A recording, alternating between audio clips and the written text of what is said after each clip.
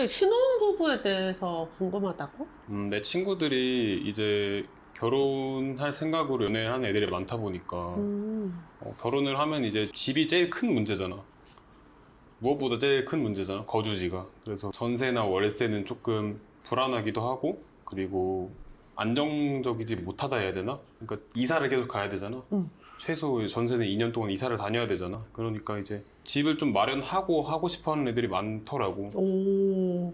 그래서 완전 신혼부부가 뭐 30대 초반? 아니면 20대 후반 정도 신혼부부가 내 집 마련하기 가장 좋은 방법이 뭔지 궁금해. 사실 근데 집 사는 방법이 크게 세 가지가 있는 거야. 뭐, 새 집을, 새 아파트를 사고 싶다. 그러면 이제 청약을 받는 거고. 일반 매매를 하는 분들은 중개사를 찾아가면 되고. 그리고 세 번째가 좀 저렴하게 사고 싶다. 그러면 이제 경매를 하면 되거든.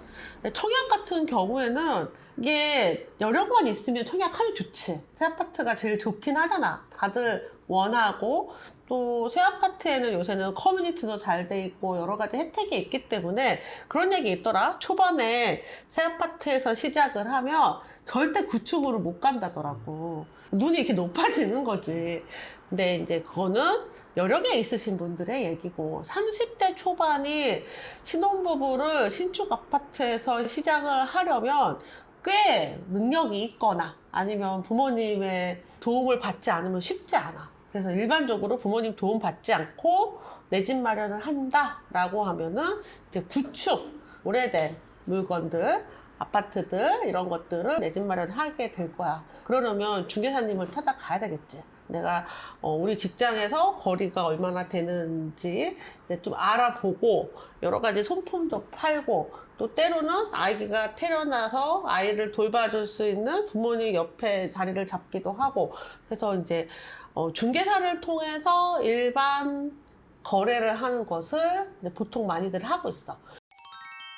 근데 이거보다 조금 더 나는 중잣돈도 별로 없고 조금 시세보다 조금이라도 더 저렴하게 내 집 마련 하고 싶다라고 하면은 사실 경매가 있어. 근데 경매가 신혼부부들이 경매를 시작한다는 것 자체가 굉장히 적극적으로 뭔가 물건을 찾고 업 관계를 배우고 하는 거니까 약간 허들이 좀 있는 건 사실이지. 이 허들을 넘을 수 있는 사람들만이 경매로 저렴하게 내 집 마련할 수 있을 거야. 난 너 친구라면 경매를 꼭 해봤으면 좋겠어.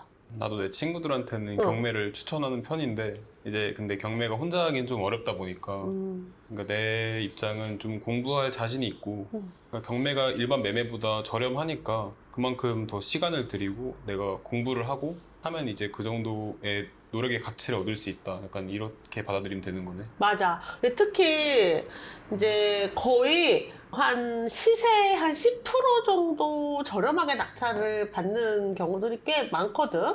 물론 좀 핫한 물건들은 5% 저렴하게 낙찰을 받아도 선방했다라는 물건들이 있어.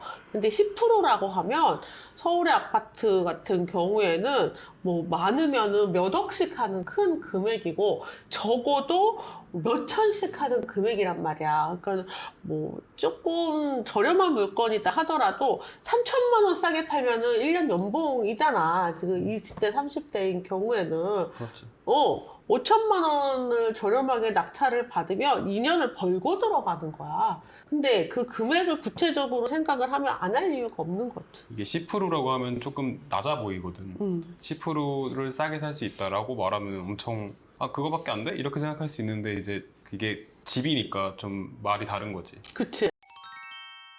근데 또 궁금한 거는 신축을 경매로 살 수는 없는 거야? 신축이 경매로 나오려면 일단 이 소유자가 연체를 해야 되고 뭔가 상환을 하지 못해야 되고 이런 여러 가지 일련의 사건들이 있은 후에 채권자가 그 돈을 돌려주세요라고 법원에 이제 요구를 해야 되고 법원에서 그게 맞는지 합당한지 확인을 해야 되고 하니까 시간이 걸리지.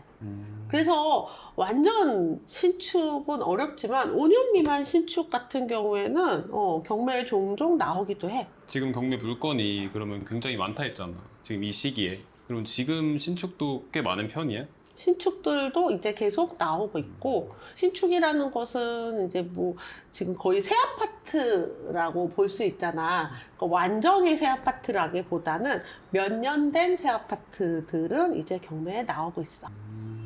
그러면은 엄마가 아까 말했듯이 핫한 물건은 5% 정도 싸게 살 수 있다 하잖아. 그러면은 신축은 조금 더 핫하지 않을까? 그래서 그러면 5% 정도 싸게 살 수 있다고 생각하면 되는 거야?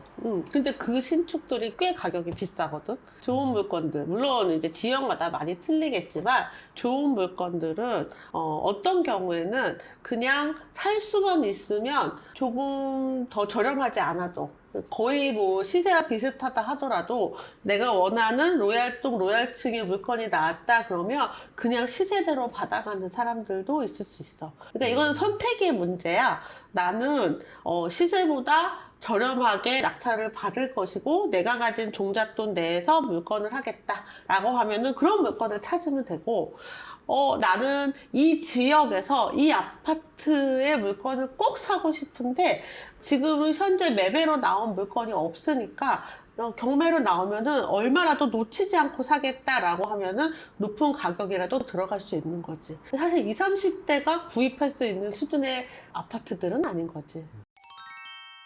기대 수요가 그러면은 있는 상황이면은 경쟁률이 많이 있다 이런 소리네. 사람들이 모두 원하는 거. 주로 강남 아파트, 용산 아파트들을 말해. 강남 아파트, 용산 아파트 이런 곳들은 매매로 잘 안 나와? 매매로 나오더라도 거래가 파기될 수도 있고, 그리고 내가 원하는 그런 로얄동 로얄층이 잘 안 나올 수도 있는 거야. 게다가 이렇게 규제가 있는 지역들이 있어. 토지 거래 허가 구역이라는 곳들이 있거든. 여기는 좀 핫한 구역들을 토지를 거래할 때마다 허가를 받으라고 지역을 구분해 놨단 말이야. 근데 여기를 사려면 먼저 관할구청에 허가를 받고 사야 돼. 근데 허가를 받을 때 내가 어떤 자금으로 이 집을 살 것이다라는 거를 서류를 다 작성해서 올렸다가 그게 통과가 돼야 살 수 있는 거야. 얼마나 번거로워. 내가 가지고 싶은 물건이 좀 좋은 위치에 있다. 그럼 내가 돈이 있더라도 맘대로 살 수가 없고, 샀다 하더라도 나는 반드시 거기에 거주해야 되는 요건이 있어. 근데 경매는 그런 게 없어. 허가도 구하지 않고 내가 그곳에 거주하지 않고 임대도 놓을 수 있는 거지. 그래서 서울에 이렇게 좋은 지역에 있는 물건이라면 가격에 상관없이 낙찰로 받고 싶어 하는 사람들이 있는 거야. 왜냐면 그런 여러 가지 규제에서 벗어날 수 있기 때문이지. 신혼을 시작할 때 내가 할 수 있는 최선의 선택을 하되 조금이라도 저렴하게 사고 싶다면 경매를 알려주길 바래. 응. 응?